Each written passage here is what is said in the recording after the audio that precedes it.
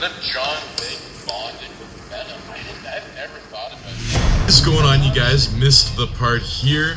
Want to give a massive community shout out to MTB Productions for requesting this what if in the live streams. Continue going to the live streams because we're going to continue giving community shout outs.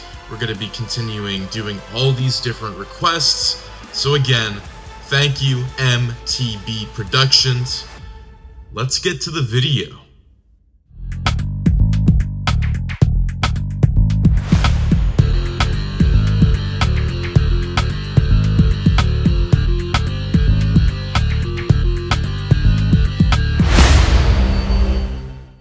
What if events went differently in John Wick? What if John Wick bonded with the Venom symbiote?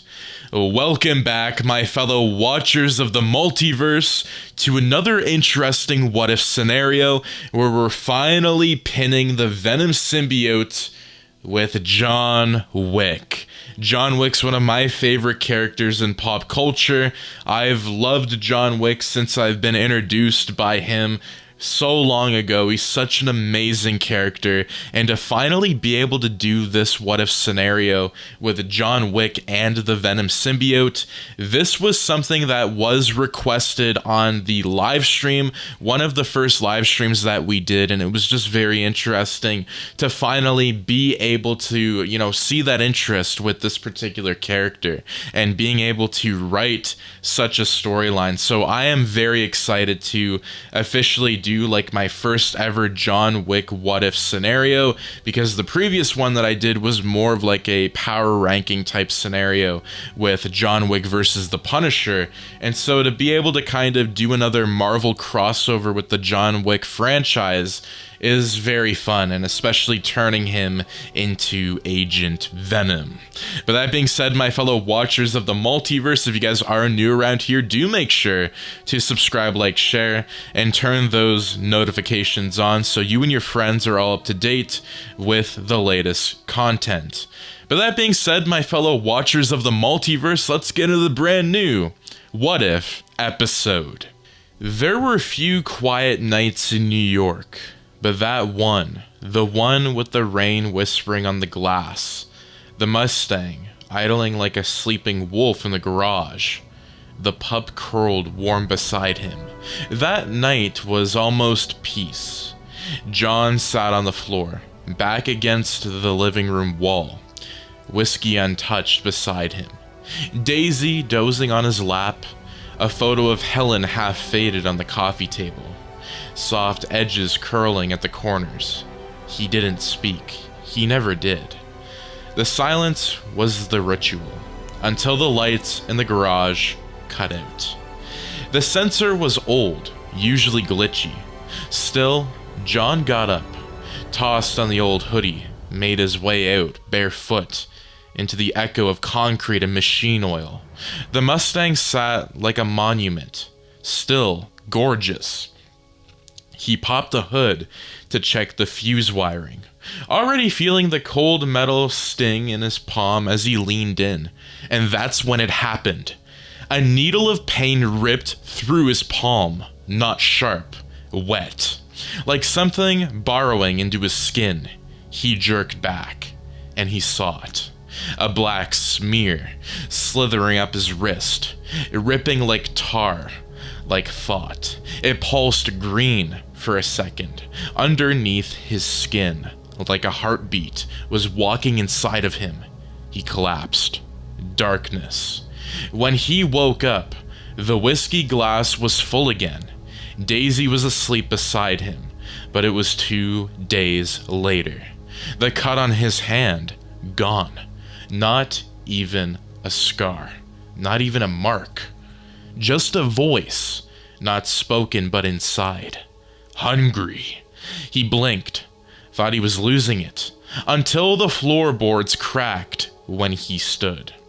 At the gas station that afternoon, he didn't notice the boys at first. Joseph Tarasoff and his crew, leather jackets, spoiled grins. They circled the Mustang like it was prey. Joseph knocked on the window. How much for the car? John didn't look up. It's not for sale. Everyone's got a price, old man. He didn't answer, just pulled away, slow, quiet. That night, Daisy woke up first. The scratching, the door.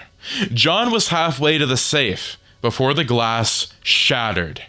3 men came in masked, one by the stairs, one by the kitchen, Joseph in the center, drunk, waving a tire iron. John moved fast, but not fast enough. One boot slammed into his chest. He collapsed. He heard Daisy's yelp. A blow. Silence. And then the room went black. When his heart stopped beating, the thing inside him woke up. Now, my turn. He rose. Not John Wick. Something wearing him. His eyes turned pure black. Muscles expanded. Bones cracked and reformed. Veins surged with ink. The first man pulled the trigger. John caught the bullet. It flattened in his hand. The second screamed. A black whip snapped from John's back, grabbed the man by the throat, and crushed. Joseph ran. Didn't make it far. John didn't bite. But it did. By morning, the house was quiet. Bodies everywhere. Walls bleeding. Daisy's body wrapped in a blanket at the center of the room. Untouched. Revented. John stood in the kitchen, shaking. The black goo slithered up his arm, up to his neck, forming teeth. They hurt the only good thing you had left. Let's show them what pain is. John said nothing, just nodded. By noon, Vigo Tarasov was getting the news. They're dead. All of them? Except 2, they ran. And my son? Gone. Vigo went cold. And the man responsible? It wasn't a man. Then what was it? A pause. Something wearing him. That night, John walked into an underground bar, not for a drink. He sat across from a Russian fixer. Quiet, calm. The man stared at the black lines crawling under John's skin, the way his eyes flickered green in the light. John placed a golden coin on the table. Tell your boss, if he comes for me. John leaned forward. The symbiote peeled back his jaw just enough to reveal jagged, wet fangs, and a voice that wasn't his. We will come for you all. The bounty dropped at 3:17 a.m. 5 million, not for the Mustang, not for vengeance. Live capture, subject 067, codename Venom. The high table didn't just want John dead, they wanted what was inside of him. The broadcast ran through encrypted channels, hidden networks, slipped under whiskey glasses and hotel napkins. The word hit the assassins, ears like thunder. Wick was in play. Across the world, syndicate eyes flickered open. In Berlin, a cartel chemist stopped mid-surgery and said, "They want him back?" In Morocco, a mute monk unrolled a scroll, Wick's face already drawn in blood. In Rome, a phone buzzed in a penthouse bathroom. The man who answered didn't speak. He simply looked at the red silhouette on the screen, a hulking figure. Cassian. He smiled. And in his shadow, it smiled back. Meanwhile, back in New York, John was bleeding in the rain. The warehouse had been a setup. 5 ex-military mercenaries with exo armor. A woman in black had tried to trap him with a sonic cannon. Tech designed to pull the thing off of his body. For 5 seconds, they succeeded. The symbiote screamed as it was torn from his skin, crawling, clawing, snarling. John dropped to his knees, gasping, human again. Then one of them said, "That's all he is without it, a tired man." And the symbiote came back with rage. It snapped through the metal floor, slithered back into John's spine like liquid shadow, and exploded outward, forming armor that looked almost tactical, gunmetal plated, with the white spider chest glowing like war paint. They called it Agent Venom. The mercs didn't last 8 seconds. John stood in the wreckage, chest heaving, tendrils steaming off his shoulder. The voice inside him growled. They wanted to spare us. Let them try. That night, he walked into the Continental. The lobby was quiet. Winston stood behind the desk, his eyes locked on John's, and then drifted to the black, glimmering, moving beneath his collar. "I told you when you came back, John. Everything has a cost." John placed 3 gold coins on the counter. "Then this should buy me silence." Winston didn't flinch. "No, my friend. That buys you 5 minutes." Outside, killers gathered. The Red Circle crowd. The Bowery King's rogues, snipers, prisoners, ghost assassins, blade dancers from Japan. All of them for one man. John stepped out into the courtyard, rain hitting his shoulders like static. The voice inside of him grinned. Let's give them a story. It wasn't a shootout. It was a massacre. Tendrils ripped weapons from hands. Bullets ricocheted off shifting plates of alien armor. John moved like a shadow, gun in one hand, blade in the other. Venom dragged bodies into the dark. One assassin screamed. "He's not even human!" The scream ended in teeth. In the chaos, Cassian watched. From the rooftop across the street, his eyes burned, red under his coat. He lifted his sleeve and revealed his own symbiote, crimson, twitching like a predator just beneath the skin. Carnage. You're not the only one who made a friend, John. Back inside the Continental, Winston made the call. You were right. He's not controllable. The voice on the other end. Then we'll burn the city to bury him. New York burned. The bounty tripled. The Continental was shut down.